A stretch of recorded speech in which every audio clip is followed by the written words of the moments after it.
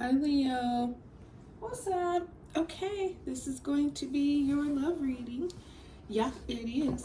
Whatever your status and situation is, if you are in a relationship, married, dating, single, girl, you don't even want to know. I understand. Listen, apply it how you can. God has blessed it, so I know it'll be accurate for you.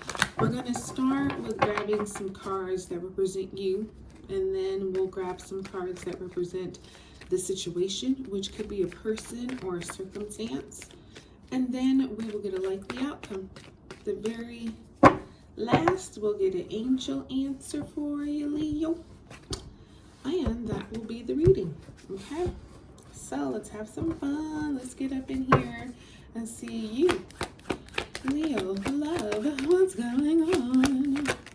All right, we got the Three of Cups here, and we have the Ace of Wands here. Okay, I like this vibe. This is you having fun. This is you, whether you're married, single, dating, in a relationship, this could be you having fun with friends. This could be you having fun with lovers. This could be you, with your family even. But there's some celebrations going on.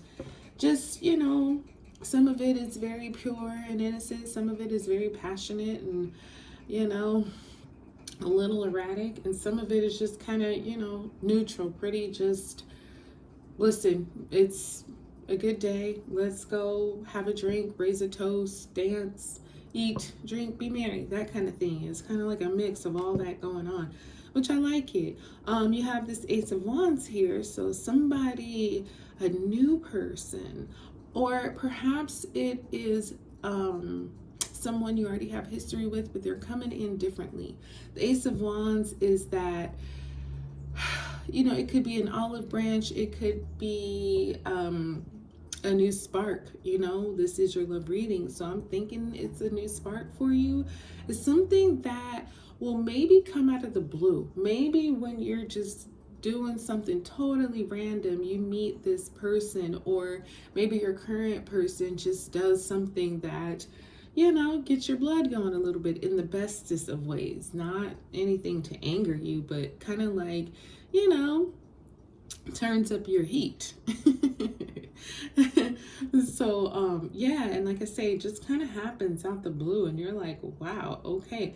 Now here's what's interesting. You do have this Nine of Swords energy, which is it's so funny. It's not, but it is. So sometimes we get this, new love, new excitement, this inspiration that is just like, wow. It's just kind of like all we can think about, all we can feel. It's really taking us over.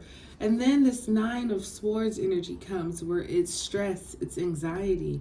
We can't sleep because we're so busy thinking about this thing or this person or this situation. It's good, but it's also kind of scary.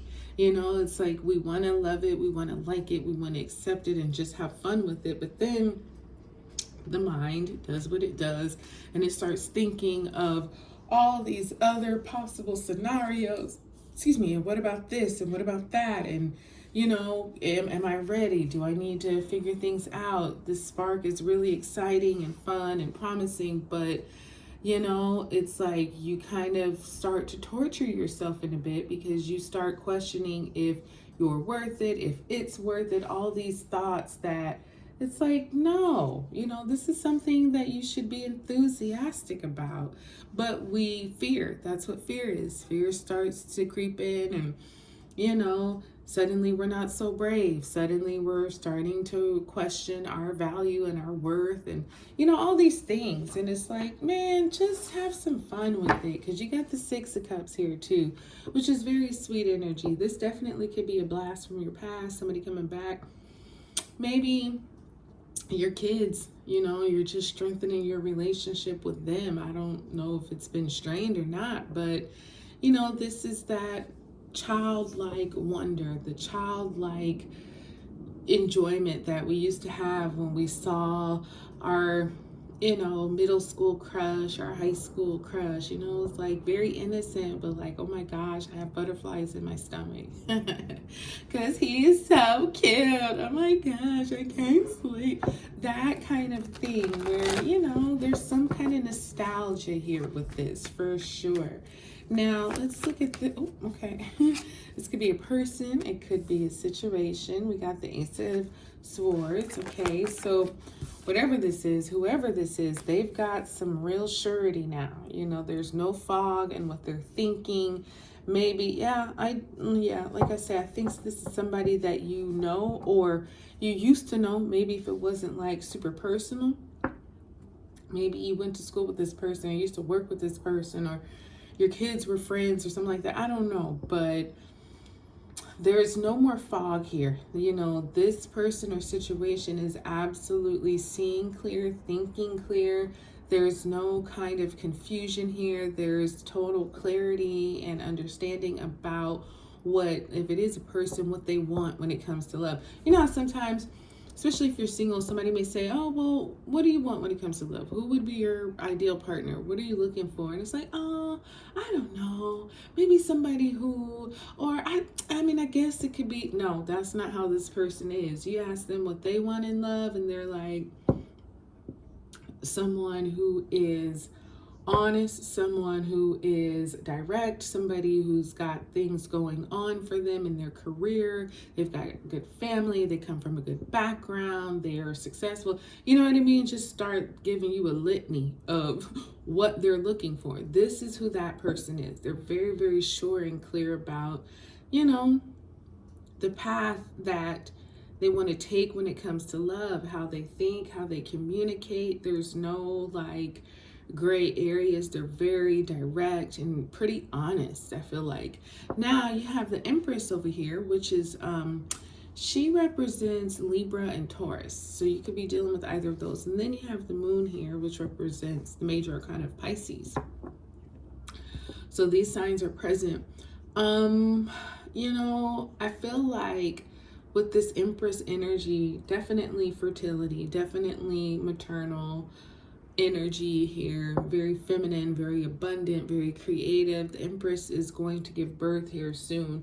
Now, she might be pregnant with a baby. She might be pregnant with some kind of creative plan when it comes to love, on maybe how to woo you or how to get you or get your attention or be in front of you. Something she's cooking up her sleeve. She's about to unleash it. The thing here with the Moon is things aren't what they seem with this person or situation. I don't necessarily think it's a bad thing. I just think maybe there's something being hid. It could even be too, the Empress is the Empress. To me, she's like the second highest card in the deck. She comes from a lot of money for a very long time. She's not like a recently rich or wealthy person. Nope, she was born with a silver spoon in her mouth. And that could be what's kind of hidden here too, is that maybe this person doesn't fully want you to know their background, not because there's any shame there, but because, when people find out who they are and where they come from, all they see is like dollar signs or something. But I do feel like, and that could be why you're feeling a bit intimidated too, because oh no, we got to get a likely outcome. Because whoever this is high level, maybe even royal, you know what I mean? Like if it's not, queen, king type situation, this could be just somebody within your local community or government, or, this could be some type of local politician or so. I don't know, but there is status here. There's wealth here. And, the fact that they're looking at you may be what's keeping you up. Like, oh my gosh, does this person really want me? Like, yes, Leo, because you got the Knight of Wands, and the Knight of Wands is coming straight over here. Very attracted to you. If this is a person, I feel, oh my gosh, the Hierophant come out here. Oh yes, this person is serious about you, Leo. And you have the Fool here, so it's like, hey, take that leap of faith, go for it. I don't think you will fall. I think you will fly, actually, because this Knight of Wands is coming to you like, hey, what's up? You know, let's give it a try. Let's give it a go. It's likely that it will work. You know, there's always a little risk, but I feel like this person or situation is all in with you, especially with the Hierophant here. You know, the Hierophant is definitely that marriage card, definitely that card of engagement, you know, making things official. This is like, let's go before the reverend or the pastor or the priest and let's get our spiritual blessing in our relationship. So this, you know, can go the long route, the long haul, because that's what the Hierophant is. He's like the counselor. He'll do marriage counseling, couples counseling, to try to get you both on the same accord so that your relationship can be blessed and flourish. And, you know, even if you are like people, okay, even if you are people of different faiths, you know, this could be, okay, well, let's see how our faiths complement each other. Something like that, where it's like, let's get spiritually correct so that we can really move and do something good here. We do have a no from the angels. Now, apply that how it can be applied to you. I will just say, you know, if you're really stressing about this and you really feel like maybe this person or situation is out of your league, it is okay to say no.